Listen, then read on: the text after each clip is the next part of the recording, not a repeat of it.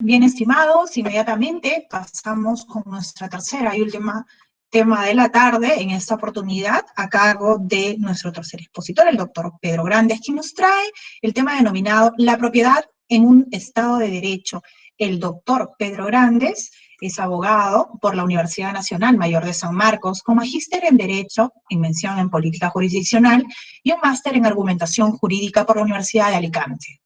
El doctor actualmente es docente en la Pontificia Universidad Católica del Perú y ya se encuentra con nosotros. Adelante, doctor Pedro. Buenas tardes, muchas gracias. Quisiera empezar dando mi agradecimiento a los organizadores, en especial a mi amigo y colega, el doctor José Mas, y desde luego también al doctor Subauste. Sé que no está, seguramente está ocupado. Estos cargos son siempre muy absorbentes. Y también felicitarles a los que están participando. Entiendo que son alumnos destacados de distintas universidades del país. Y yo no sé si puedo compartir una diapositiva para guiarme durante mi presentación. ¿Se me escucha? Claro que sí, doctor. ¿Se me está escuchando bien? Bastante claro, doctor. Ok. Ok, estoy compartiendo en este momento, ¿cierto? A ver, todavía, ya se encuentra compartiendo, doctor. Ok, muchas gracias. Bueno, yo primero me preocupa, pero porque tengo la impresión de que están cansados, porque entiendo que soy la tercera exposición, y esto de escuchar a través de la pantalla no es lo mismo que estar en el salón interactuando y a veces parándose y recogiendo aire fresco. No sé, espero que no se cansen. Yo tengo una presentación corta, en todo caso trataré de obviar lo que he podido ver que el profesor Landa ya los ha explicado, porque voy a referirme a la Constitución y al Estatuto Constitucional de la Propiedad, ¿de acuerdo? Y voy a centrarme básicamente en sus elementos constitutivos, pero antes quería yo hacer un preámbulo discutiendo un poco la naturaleza de este derecho, el de la propiedad. Tal vez hay una discusión antigua entre los especialistas y discuten cuál es el primer derecho fundamental, y aparece la propiedad y la libertad religiosa como disputándose históricamente como uno de los primeros derechos reconocidos con ese término, ¿no? Como derecho fundamental. Pero en propiedad parece que, y esto ha sido parte de la argumentación que ha sostenido en los últimos tiempos el profesor Ferraioli, creo yo, con éxito, no estamos en esencia o en estricto frente a un verdadero derecho fundamental cuando hablamos de derecho de propiedad. Tampoco lo estaríamos frente a derechos como, por ejemplo, la libertad contractual, la libertad de industria. Los derechos económicos en general no serían propiamente derechos fundamentales según el planteamiento del profesor Ferraioli, que a mí me parecen persuasivos. Dice Ferraioli, desde una perspectiva o desde un acercamiento a lo que podríamos llamar una teoría material de los derechos fundamentales, que los derechos fundamentales por lo menos tienen, no son los únicos, pero por lo menos tienen estas tres características, ¿no? Son universales, es decir, están conferidos a todos por igual, sin distinción, y responden solamente a nuestra naturaleza y a nuestra igual dignidad, como puesto ahí. En segundo lugar, no son negociables, son bienes indisponibles, ¿no? Eh, Hay varias maneras como esta característica de los derechos fundamentales aparece en la teoría contemporánea, ¿no? Por ejemplo, un profesor que se llama Ernesto Garzón Valdés, un profesor argentino, pero que radica mucho tiempo en Alemania, él decía que los derechos fundamentales son cortafuegos, o Dworkin, por ejemplo, en la cultura anglosajona, ha planteado la tesis de que los derechos fundamentales son triunfos contra las mayorías, ¿no? Triunfos contra las mayorías significa también indisponibles, ¿no? Es decir, que lo que quiere decir Dworkin con esta expresión triunfos contra o ante o frente a las mayorías es que ningún parlamento democrático, por ejemplo, por unanimidad de votos que tuviera, no podría restringir los que son auténticos derechos fundamentales, ¿no? Los derechos fundamentales son derechos humanos, es decir, los derechos que tienen, digamos, consenso internacional. Los derechos humanos constitucionalizados, es decir, los derechos humanos positivizados en un texto constitucional, ¿no? Y finalmente, la tercera característica sería que su fuente positiva, hoy día los derechos fundamentales son normas positivas, antes había una discusión de cuáles eran los derechos fundamentales, hoy no hay esa discusión. Parece que esa discusión se ha resuelto en la segunda mitad del siglo XX tras la Declaración Universal de los Derechos Humanos y la cantidad de pactos y documentos que se han ido incrementando, ¿no? Las Naciones Unidas han contribuido notablemente a una positivización, yo diría casi plena, de los derechos humanos hoy día. Pero esa fuente positiva, ¿no?, es una norma abstracta y general. Y en oposición, miren lo que pasa con los derechos patrimoniales. Y esto creo que es lo que pasa con la propiedad, para ir ya entrando en materia, ¿no? Los derechos patrimoniales, Ferrajoli los llama incluso derechos poderes, ¿no? O sea, digamos, no verdaderos derechos fundamentales, sino poderes. Y tiene un punto de vista crítico Ferrajoli con relación a esto, porque dice que hay habría una confusión histórica de cómo es que la propiedad aparece como derecho fundamental. Y él, esa confusión le atribuye a John Locke, este gran filósofo inglés, ¿no? En los inicios de la modernidad jurídica y, y en el intento de defender las libertades, las verdaderas libertades, algunos filósofos de la modernidad, como digo, entre ellos John Locke o Stuart Mill, plantearon la tesis de que somos dueños o propietarios de nuestras libertades y de hacer con nuestras libertades lo que querramos, ¿no? Y en ese esfuerzo argumentativo aparece confundida el concepto de propiedad, ¿no? Propietarios de nuestro destino, propietarios de nuestras ideas, propietarios de nuestro cuerpo incluso, ¿no? Ese liberalismo justnaturalista, en consecuencia, propietarios de nuestras convicciones y de nuestro destino, esa concepción justnaturalista de John Locke habría, según la lectura que hace actualmente Ferrajoli, habría llevado a una confusión en donde propiedad y libertad se confunden.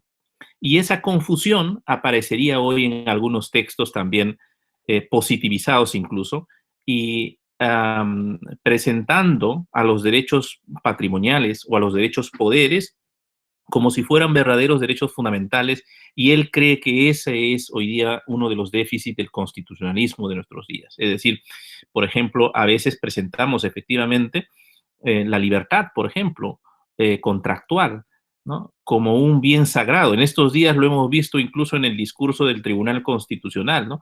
La cláusula del artículo 62 de la Constitución, que dice que los contratos son intangibles y no pueden ser modificados por leyes, esa literalidad del artículo 62 ha triunfado frente a lo que estamos pasando, por ejemplo. En estas circunstancias, nosotros estamos recluidos en nuestros domicilios, restringidos en nuestros derechos básicos, y aceptamos de que nuestros derechos más básicos están y pueden razonablemente ser restringidos porque hay bienes más valiosos, comunitarios, digamos, que proteger.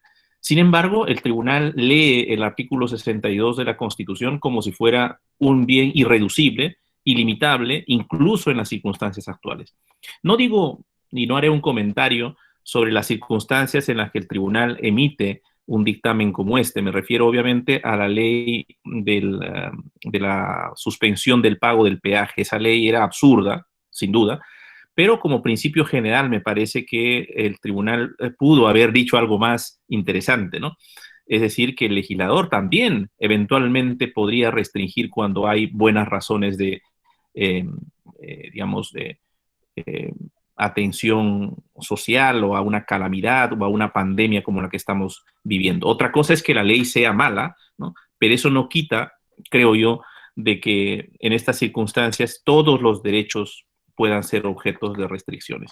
Miren, cuando hacemos este paralelo que yo estoy tratando de hacer, siguiendo el planteamiento de Ferrajoli, los derechos fundamentales son universales, los derechos patrimoniales, en cambio, son singulares, debidos a cada uno, dice, con exclusión de todos los demás. Es decir, en el momento en el que uno es propietario de un pequeño lote de terreno, todos los demás no pueden concurrir conmigo, no se puede universalizar ese derecho.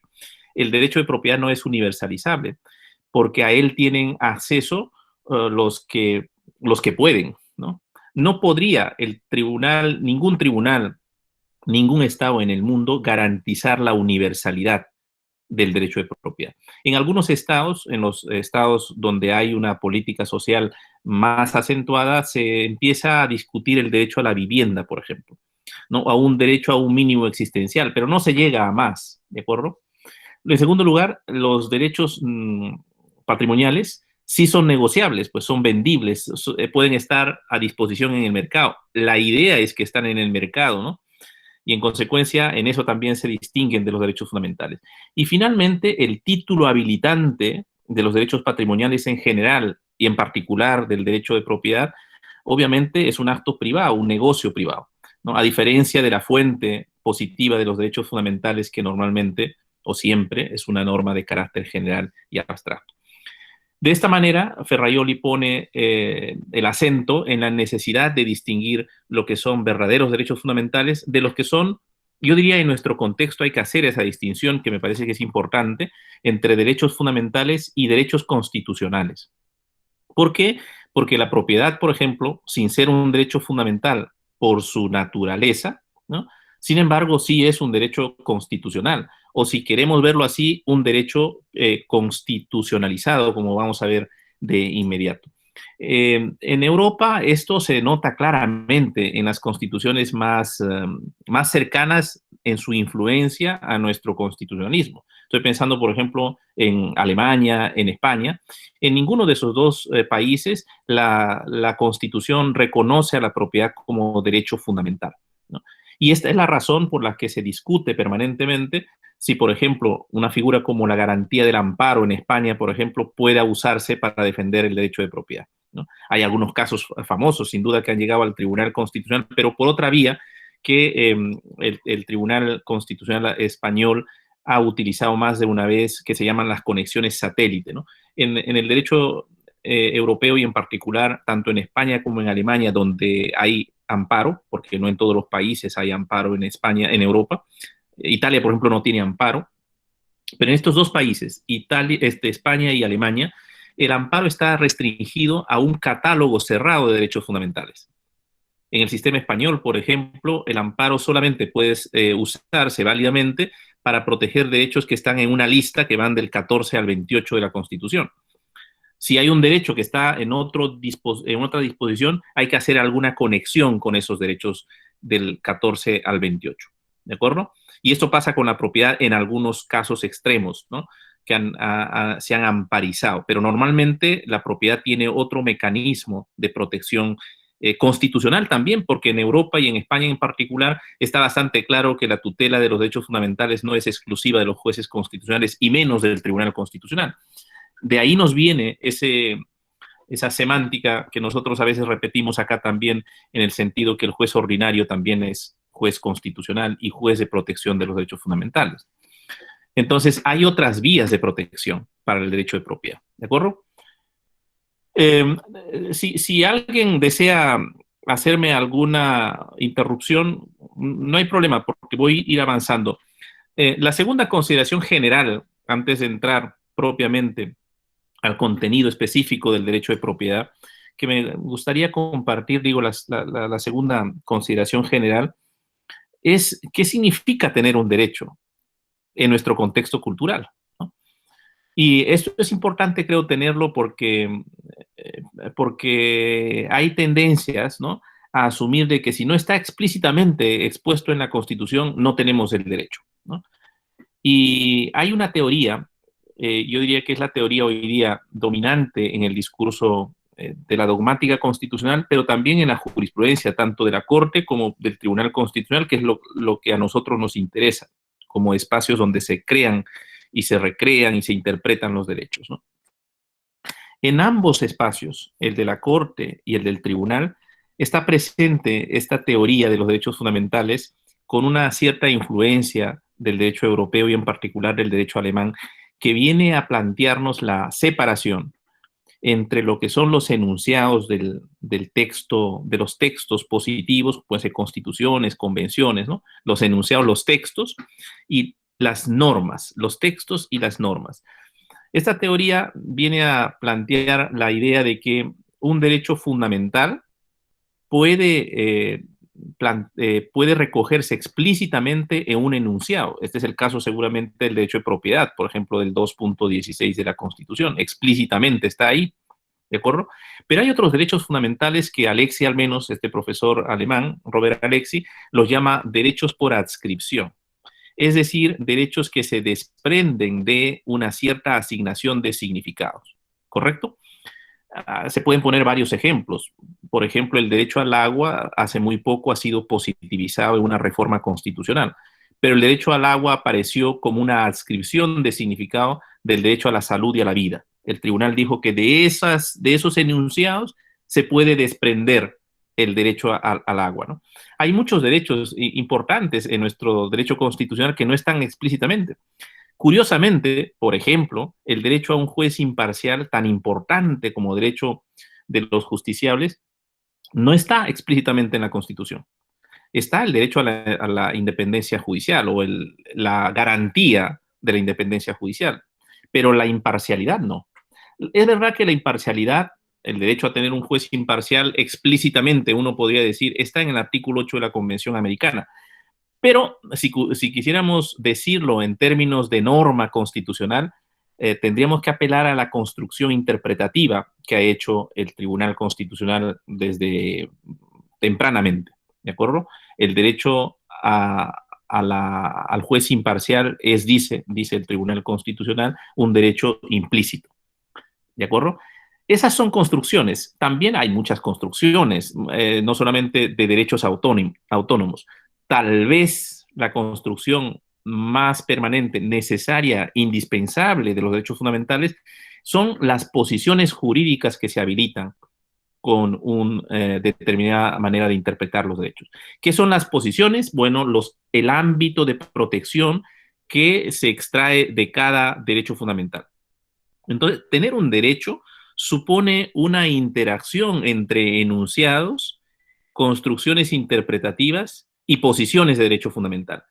En realidad, en estricto sentido, tener un derecho fundamental es poder acreditar una posición jurídica válida. Es decir, tengo un derecho, significa, en términos prácticos, puedo exigir algo a alguien. Eso es tener un derecho fundamental. Pero para poder exigir algo a alguien, ¿no?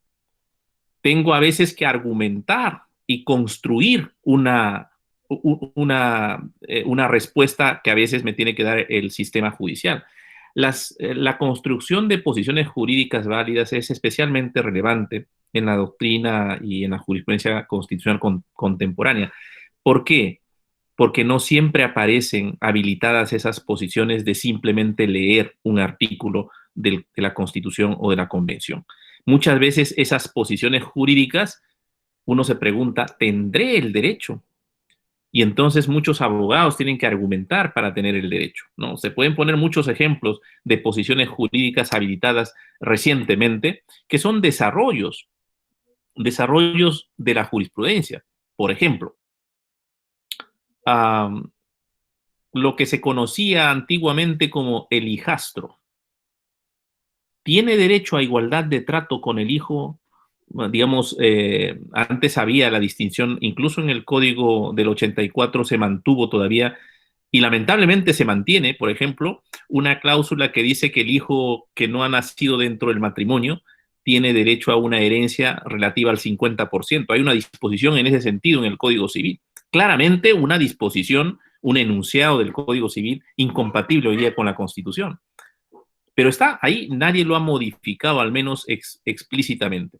Pero uno puede decir, ¿cuál es la posición jurídica del hijastro, por ejemplo, por poner un ejemplo? Esa posición jurídica, exigir igualdad, lo ha reconocido el tribunal en varias ocasiones y en distintos contextos. Por ejemplo, ha dicho el tribunal en el famoso caso Scholz del año 2006, me acuerdo yo, de que entre hijo y hijastra un club privado no puede hacer ninguna distinción a la hora de admitirlos. De manera que, aunque el socio titular del club privado no sea el padre, sea el padrastro, digamos, el club no puede hacer distinciones. Y esto el tribunal lo ha extraído, lo ha adscrito al artículo 4 del Código de la Constitución Política del Estado, que dice que la comunidad y el Estado protegen a la familia. Ese enunciado escueto ha permitido para construir una posición jurídica, digamos, oponible a los clubes privados de parte de los hijastros. No me gusta nada la nomenclatura, pero así aparece todavía en nuestra legislación. ¿De acuerdo? De manera que tener una posición jurídica, repito, supone concretar nuestro derecho. ¿Qué puedo exigir? ¿Y qué se puede exigir cuando uno es titular de un derecho? ¿Qué se puede exigir desde cierta posición de derecho fundamental? Se habla aquí entonces de posiciones jus fundamentales. Esas posiciones jus fundamentales clásicamente permiten o habilitan, por ejemplo, obligaciones de no hacer, clásicamente, no interferencias. Esto es lo que los franceses llamaban no derechos, sino libertades. La distinción entre derechos y libertades en el derecho europeo, en el derecho público europeo del siglo XIX, tiene que ver con eso. Es decir, el Estado satisface la obligación sin hacer nada, porque las libertades no imponían, a eso se creía, no imponían obligaciones. Las libertades imponen obligaciones de no hacer. ¿Ya? En consecuencia, se viene a decir todavía hoy día que los derechos fundamentales tienen una faz negativa y una faz positiva. Lo han escuchado ustedes en su formación esa terminología, ¿no? Hoy es difícil pensar en un derecho que solo plantea obligaciones de no interferir. Todos los derechos incluyen algún tipo de prestación. ¿De acuerdo? Todos los derechos. Y ustedes me preguntan alguno y se podrá establecer seguramente qué tipo de obligación impone. De manera que las obligaciones que se desprenden de estas posiciones de derecho fundamental pueden ser, repito, obligaciones de no hacer, clásicamente. Obligaciones de hacer, se creía antes que las obligaciones prestacionales o de hacer eran típicas solamente de los derechos sociales. Hoy día no se puede sostener eso. Incluso piensen ustedes el derecho a la libertad de expresión, por ejemplo, en la jurisprudencia de la Corte Interamericana de Derechos Humanos, un típico derecho que se cumplía o se satisfacía, se creía, con obligaciones de no interferir a expresar ideas u opiniones.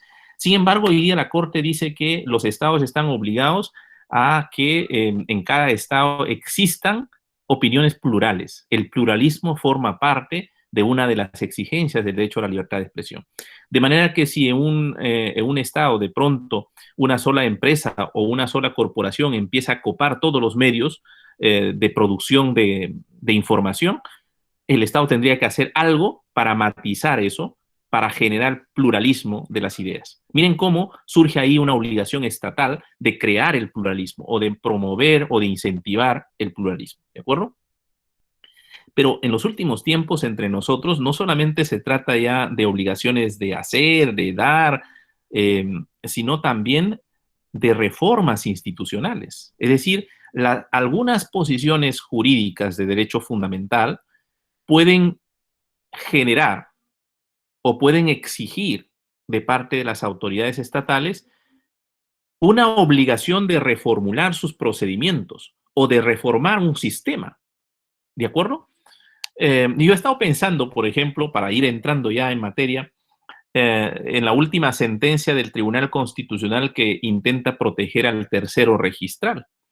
Ahí el tribunal dice que efectivamente hay cosas que ocurren en nuestro contexto, como la corrupción, como los títulos falsos, como la delincuencia en general organizada, que puede generar una serie de imprecisiones en el registro, ¿no? El tribunal lo constata eso, pero decide proteger al que adquiera, al adquirente de buena fe. Hoy ha incorporado, lo vamos a ver enseguida, ha incorporado un criterio, el adquirente diligente de buena fe. No cualquier adquirente es de buena fe. Tiene que, no sé cómo, pero tendrá que acreditar haber actuado de manera diligente, ¿no? Pero yo me he quedado preguntando qué pasa con la cantidad enorme de gente que pierde su propiedad producto de estas estafas que existen en el medio. Si es que esto se empieza a generalizar, a lo mejor, llegará un momento en el que los tribunales tengan que emitir una sentencia estructural para reformular nuestro sistema de protección registral.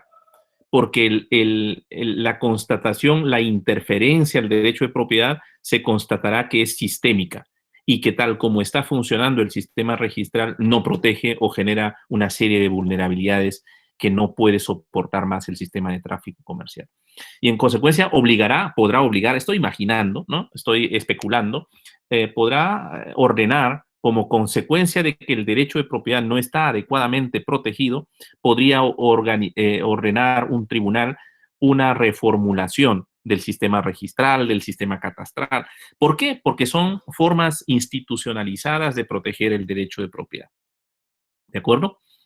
Voy de inmediato, ahora sí, a repasar cosas que se me hace, sospecho, ya ustedes lo tienen muy claro, ¿no?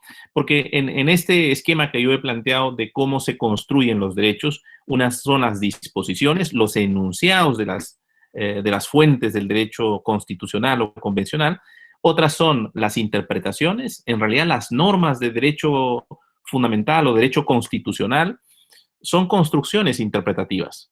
Y de ahí se extraen luego posiciones que se habilitan en un determinado contexto. El derecho de propiedad tiene una dimensión, obviamente, como derecho, ¿no? Se habla del derecho de propiedad. Yo al comienzo ya he dejado, espero claro, de que no se trata de un derecho fundamental, sino de un derecho constitucional. Pero no es solamente un derecho constitucional. Como ven en el artículo 21 de la Declaración Universal de los Derechos Humanos, y también el mismo artículo, aquí coinciden tanto la Declaración Universal como la Convención del Pacto de San José, se refieren al derecho. En el caso de la Convención, toda persona tiene derecho al uso y goce de sus bienes. Es interesante en el caso nuestro, fíjense, la propiedad está protegido en varios momentos, ¿no? El 2.16 habla del derecho a la propiedad a secas. El 2.8 habla del derecho a la propiedad de las creaciones artísticas y científicas. Esto me llamaba a mí la atención pensando, por ejemplo, en el contexto actual. Imaginen ustedes unos científicos que en una clínica privada de pronto descubren hacen algún descubrimiento médico para curar el COVID, ¿no? La Constitución protege el derecho de propiedad, ¿no? Se podrían hacer millonarios, ¿no? La pregunta sería, ¿estaremos dispuestos a eso? Ferrajoli, que es crítico de este tipo de construcciones muy mercantilistas de la propiedad, o decir, muy competitivas y muy liberales, en donde tú eres dueño, ¿no? Tú eres dueño de todo lo de todo lo que creas. Él cree que en realidad en una colectividad hay determinados bienes que son bienes comunes y que el Estado debería tratar de incentivar a su creación. Por ejemplo, la investigación científica para salvar vidas, cree Ferrajoli, que califica como un bien común. De manera que el descubrimiento de estos científicos, imaginarios, por cierto, nosotros estamos casi apostando a sobrevivir, no estamos apostando a ser un país líder en investigación científica todavía, ¿no? Ojalá eso cambie con las nuevas generaciones, ¿no? Digo que este grupo de científicos hoy día tendrían incentivos en la Constitución para estas creaciones científicas porque podrían lucrar mucho con eso. Pero tal vez se puede hacer alguna matización si vemos que nuestra Constitución también incorpora limitaciones de carácter social o pensados en el funcionamiento de la sociedad, ¿no? Y eso es importante porque entonces la propiedad tiene dos dimensiones, también en nuestra Constitución, pese a que ha sido una Constitución inspirada en fuentes liberales. No obstante, hay elementos liberales y también hay elementos de Estado social y democrático de derecho, como vamos a ver enseguida. Y este es precisamente el caso del artículo 70 de la Constitución, y también de los desarrollos. Hay algunas sentencias muy importantes, tal vez la más importante, la 08 del 2003, en donde el tribunal estableció algunas pautas de armonización de la propiedad con la perspectiva social o con la función social de la propiedad. Esto de la función social de la propiedad es un término muy gaseoso, muy ambiguo, muy amplio, muy indeterminado, y hay que hacer, creo yo, un uso muy riguroso y cauteloso de la cláusula social de la propiedad, ¿no? Obviamente habilita intervenciones estatales, ¿no? Pero no cualquiera, ¿no? Por ejemplo, el artículo 70 establece de que, hay algunas razones de necesidad pública que pueden permitir intervenciones, ¿no? El artículo 60, fíjense, la economía nacional se sustenta en la coexistencia de diversas formas de propiedad, ¿no? O sea, que no es solamente la propiedad individual.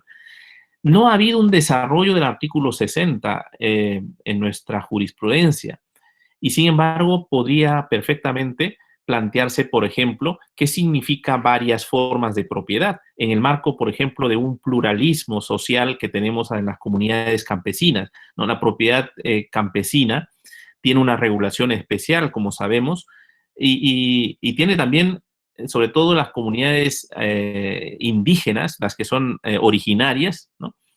Tienen una concepción de la propiedad.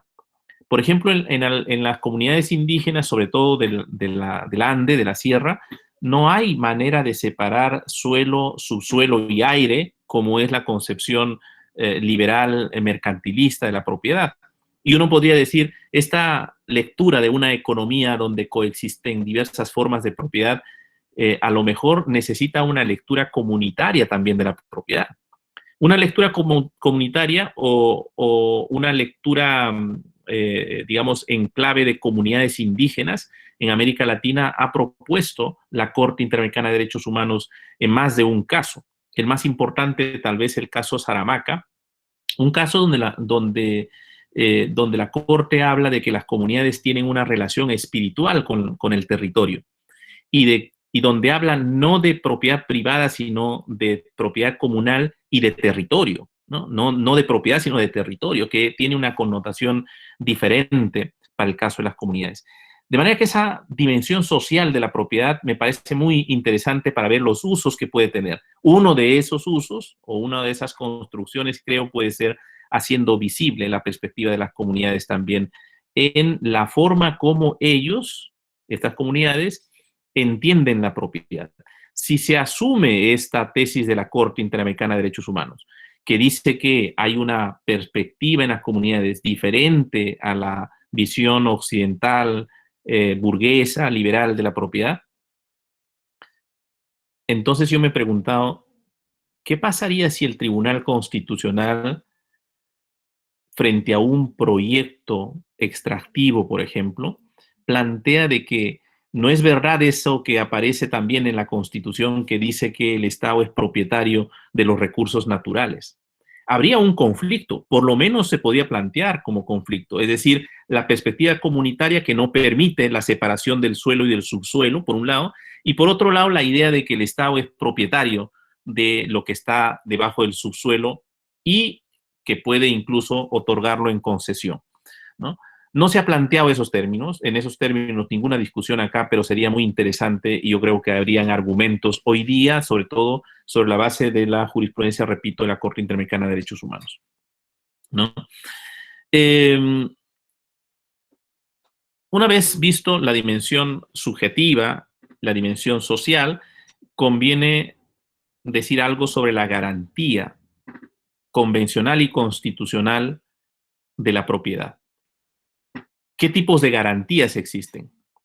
La más importante, tal vez, es la indemnidad de la propiedad. Miren lo que dice el artículo 21, tanto de la Declaración como de la Convención Americana. En la Convención Americana, en lo que a nosotros nos atañe más directamente, dice: ninguna persona puede ser privada de sus bienes, excepto mediante el pago de indemnización justa por razones de utilidad pública o de interés social. Y en los casos según las formas establecidas por la ley. Y nuestro 70, en cuanto a garantía, ¿no? Porque el 70 tiene una parte que es derecho subjetivo y otra parte que es más garantía, ¿no? Dice: a nadie puede privarse de su propiedad sino exclusivamente por causa de seguridad nacional. Aquí viene el problema, ¿no? Porque fíjense, en la convención no hay esta razón, ¿no? Utilidad pública, interés social, la convención, y nosotros hemos puesto seguridad nacional, necesidad pública, utilidad pública, necesidad pública, podríamos entenderlo en los mismos términos, declarada por ley y previo pago en efectivo de indemnización justipreciada que incluye compensación por el eventual perjuicio. Hay acción ante el Poder Judicial para contestar el valor de la propiedad. O sea que aquí hay una doble garantía, ¿no?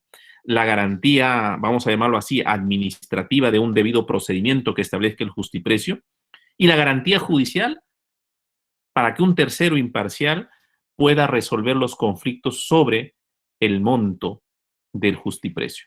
De manera que podríamos decir que hay una garantía de indemnidad en el sistema interamericano y en el sistema también nacional, ¿no? Me parece que no he recogido, pero era muy importante decirlo, en todo caso lo menciono acá, porque la jurisprudencia de la Corte Interamericana tiene algunos desarrollos. Tal vez el caso más importante es el caso Salvador Chiriboga contra Ecuador, un caso en donde la Corte descarta la posibilidad de que el Estado pueda adquirir por prescripción un bien, unos predios, ¿no? Además, un trabajo donde un municipio se apropia de unas tierras y lo convierte en una plaza pública. O sea que la utilidad pública podía estar descartada, pero eso no quita del pago del justiprecio. Y además lo hace después de 20 y tantos años, con lo cual había pasado el plazo legal de prescripción en Ecuador. Y es importante esto porque significa una garantía. La gran pregunta que queda suelta, creo, en el caso Salvador Chiriboga es si esto, ¿cuánto tiempo? ¿No? Porque seguramente, y recordarán ustedes que hace no mucho hubo un caso, me acuerdo yo, donde incluso la clínica universitaria de la Universidad Católica intervino, un caso donde una familia que reclamaba Machu Picchu porque decía que eran herederos de la familia que tuvo en algún momento esas propiedades, ¿no? O sea, ¿hasta cuándo podemos pedir compensación? Ese es un tema. La Corte dice que no prescribe, pero digamos, por lo menos, me imagino yo, desde el tiempo en el que el pacto fue ratificado por cada uno de los estados, hay ahí una garantía convencional, ¿no? Las posiciones fundamentales las conocemos, ¿no? Yo creo que estas posiciones clásicas, yo me acuerdo que en nuestro curso de Derechos Reales, a nosotros, al doctor Mas también, al doctor más que a mí, por cierto, nos enseñó el profesor que lamentablemente ya no está con nosotros, Jorge Avendaño, ¿no? Y él en su manual escribe al comienzo de que los atributos de la propiedad son que son un derecho, que confiere un derecho absoluto, exclusivo y perpetuo. Y un artículo comentando la Constitución del 93, hace un comentario y dice él, rectificándose, cómo eso tiene matizaciones vistos desde la Constitución. Efectivamente, desde la Constitución ni es absoluto, ni es exclusivo, ni es perpetuo, ¿no? Y hay buenas razones para que así sea. El constitucionalismo lo que ha hecho es intentar armonizar la dimensión subjetiva de la propiedad con otros bienes, y ahí hay una serie de limitaciones que tienen que aceptarse, como todos los derechos. No hay derecho absoluto en la Constitución, en las constituciones democráticas no hay derechos absolutos. Vamos a ver ahora la dimensión objetiva. La dimensión subjetiva confiere posiciones. La dimensión objetiva significa una serie de obligaciones o garantías que tiene que desplegar el Estado normalmente. Estas son garantías frente al Estado, ¿de acuerdo? Dice, para el pleno desarrollo del derecho de propiedad en los términos que nuestra Constitución lo reconoce y promueve, no es suficiente saberse titular el mismo por una cuestión de simple convicción, sino que es imprescindible poder oponer la titularidad de dicho derecho frente a terceros y tener la oportunidad de generar, a partir de la seguridad jurídica que la oponibilidad otorga, las consecuencias económicas que a ella le son sustanciales. Es decir, es necesario que el Estado cree las garantías que permitan institucionalizar el derecho. Podríamos decir, grosso modo, seguramente sin ser rigurosos, porque esto de la garantía institucional tiene detractores, ¿no? Pero la propiedad en su dimensión objetiva se configura como una institución, la institución de la propiedad, y un conjunto de procedimientos y garantías seguramente, ¿no? Y obviamente un conjunto también de institutos que surgen en la misma configuración del derecho de propiedad. Por ejemplo, esta sentencia que les mencionaba yo, aunque año es 2015, pero ha sido resuelto y publicado al menos en julio, o sea, en plena pandemia se ha publicado esta sentencia sobre el tercero de buena fe, ¿no? Ahí la garantía institucional plantea algunas ideas de cómo el Estado peruano dice qué garantía otorga al tercero de buena fe. Por ejemplo. Aquí aparece el primer elemento. Este tercero de buena fe, por ejemplo, es un tercero diligente, dice el Tribunal Constitucional. En segundo lugar, y esto es preocupante, el sistema de registro de seguridad, dice el tribunal, no he recogido por razones de espacio todos los argumentos, pero el tribunal sugiere de que el acceso al registro forma parte de esa garantía institucional. ¿No? Miren qué interesante, el derecho de acceder a un sistema de registro. No lo plantea en términos de derecho, obviamente, pero podría plantearse, ¿no? Es decir, si hay muchas personas, así como hay hoy día el derecho al agua, y el derecho al agua se ha vuelto un derecho fundamental, también hay muchas personas que no tienen acceso al agua potable. Si el derecho al agua potable se ha vuelto un derecho fundamental, uno podría, digamos, judicializar ese derecho y exigir que se implemente el derecho al agua. Si el tribunal dice igual que el derecho al acceso al registro es una garantía institucional, constitucionalizada del derecho de propiedad, entonces se podrían en el futuro ir planteando recursos para que los registros empiecen a titular o para que tengamos, por ejemplo, un sistema catastral que sea más accesible y transparente y que permita iguales niveles de garantía del derecho de propiedad. El tribunal reconoce de que hay problemas. Dice que hay problemas de acceso al registro y hay problemas también de corrupción y que eso genera vulnerabilidad del derecho de propiedad. Pero el tribunal no se atreve a decir cuál es la solución. Miren la solución que se le ocurre al tribunal. Dice, es de conocimiento del tribunal que SUNAR ofrece mecanismos gratuitos para proteger la propiedad, tales como el servicio de alerta registral, el cual comprende a su vez la alerta de inscripción y la alerta de publicidad. Pero ni siquiera eso, si eso existe y funciona realmente, me parece que en cuanto a garantía de registro de seguridad, el tribunal debió decir, es obligación del registro y no hay que pedirlo al registro, no hay que hacer un trámite, ¿no? Porque la garantía institucional del derecho de propiedad, repito, lo exige así y exige unos registros que funcionen eficientemente. Porque a lo mejor si funcionan eficientemente, nuestro derecho constitucional a la propiedad está mejor garantizado. Y obviamente el tribunal en esa misma sentencia también encuentra que las garantías institucionales abarcan también sistemas normativos. Sistemas de normatividad eficientes, yo diría que institucionalicen, por ejemplo, un catastro nacional, regional y municipal. Eso no lo dice el tribunal, pero si de esa manera se está garantizando un bien de naturaleza constitucional que tiene una dimensión subjetiva en cuanto a derecho y que tiene además una función social, me parece que es relevante que eso ocurra. El tribunal se refiere más bien a un sistema de normatividad represiva, ¿no?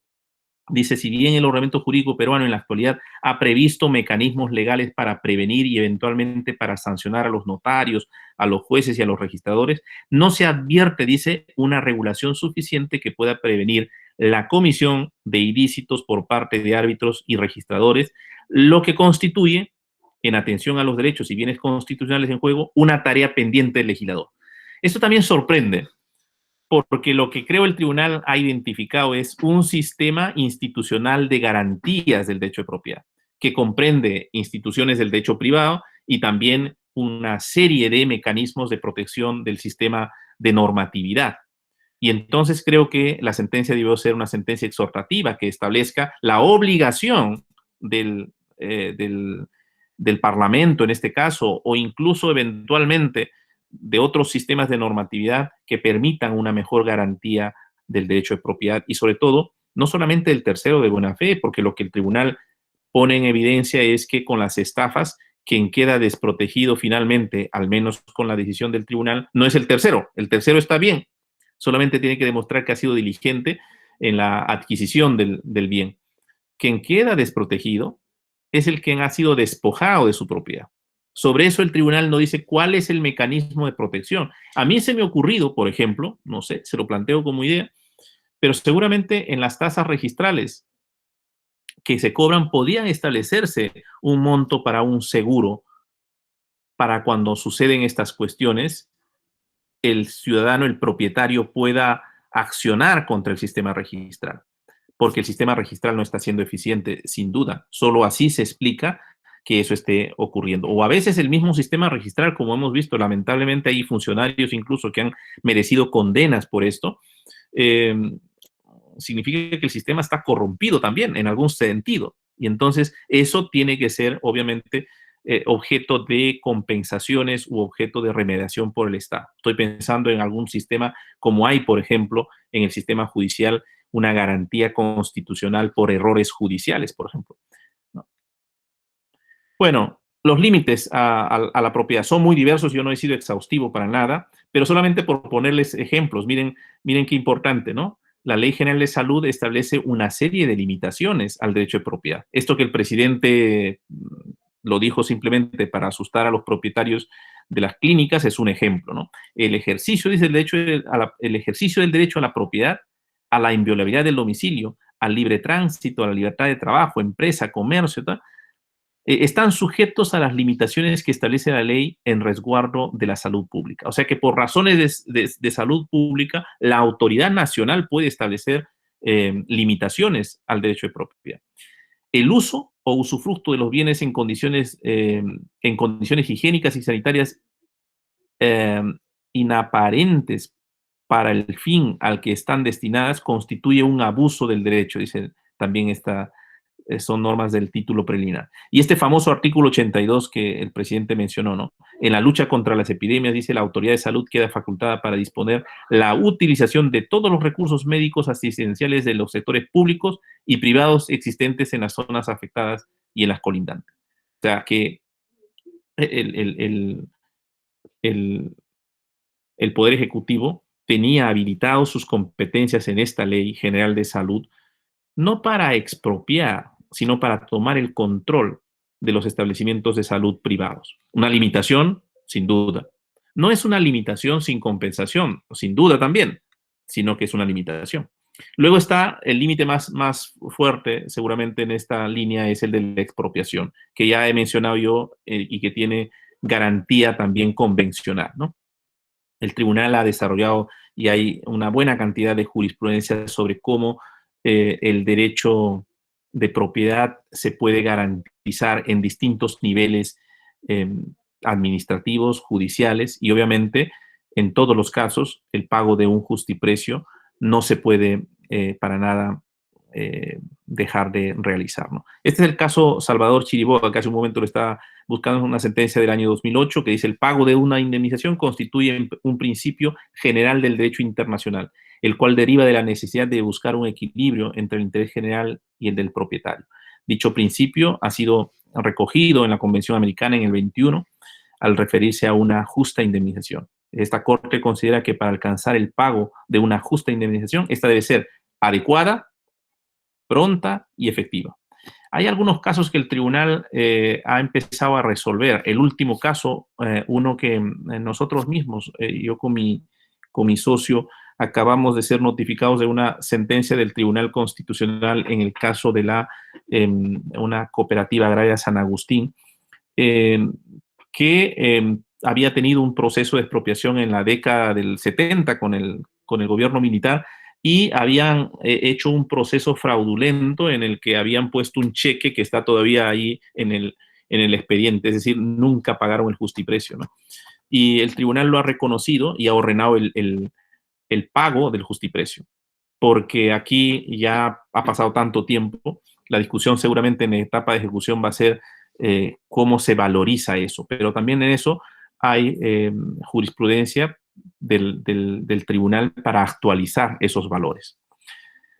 Eso es, estimados jóvenes, lo que yo quería compartir con ustedes. Espero que haya despertado algún interés, pese al cansancio que sé que tienen, y quede en todo caso dispuesto a cualquier inquietud que tengan.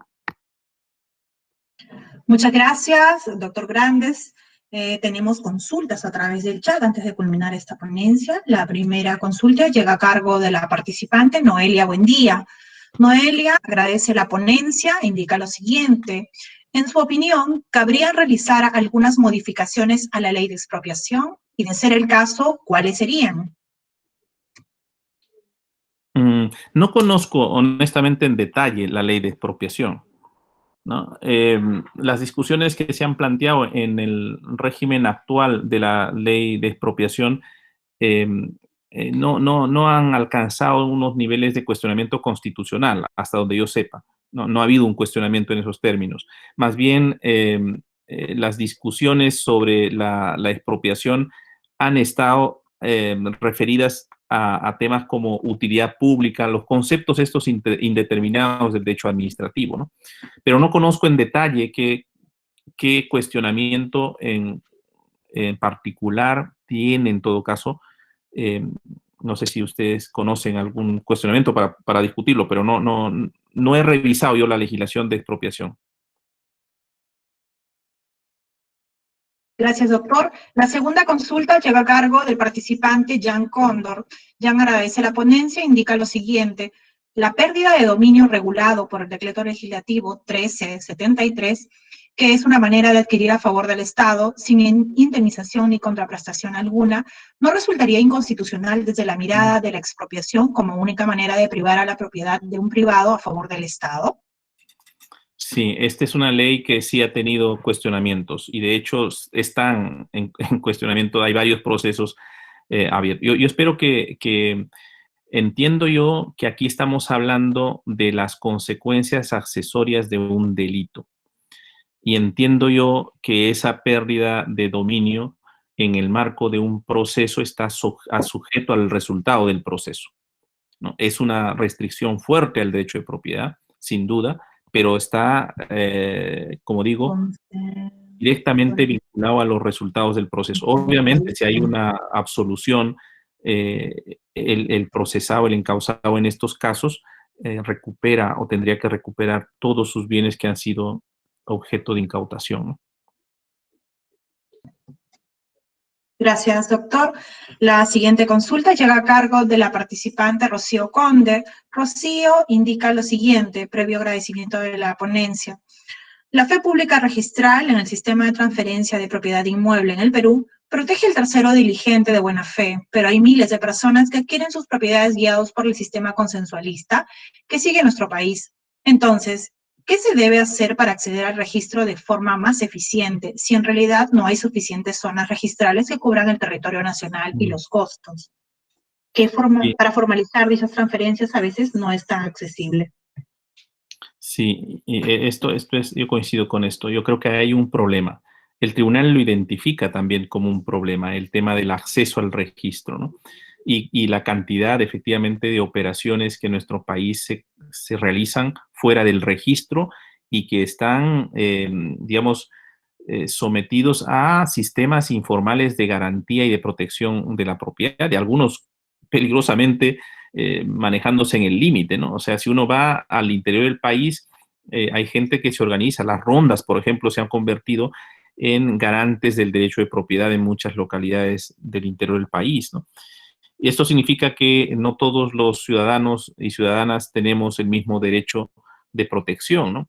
Y eso significa también que hay un sistema formal, que incluso el sistema formal tiene averías y tiene vulnerabilidades, y que hay una gran cantidad de personas que quedan fuera del registro, ¿no? En los últimos años ha habido campañas para acceder al registro, pero parece que no son suficientes y habría que replantear estrategias para lograr resolver problemas que tienen muchos años, ¿no? La misma capital, las zonas, digamos, de los conos, como se llaman, hay extensiones enormes, esto lo sabe mejor que nadie el doctor Mascamus, eh, que tienen 30 años de litigios, y hay gente que muere sin lograr resolver los conflictos que hay en torno a la propiedad.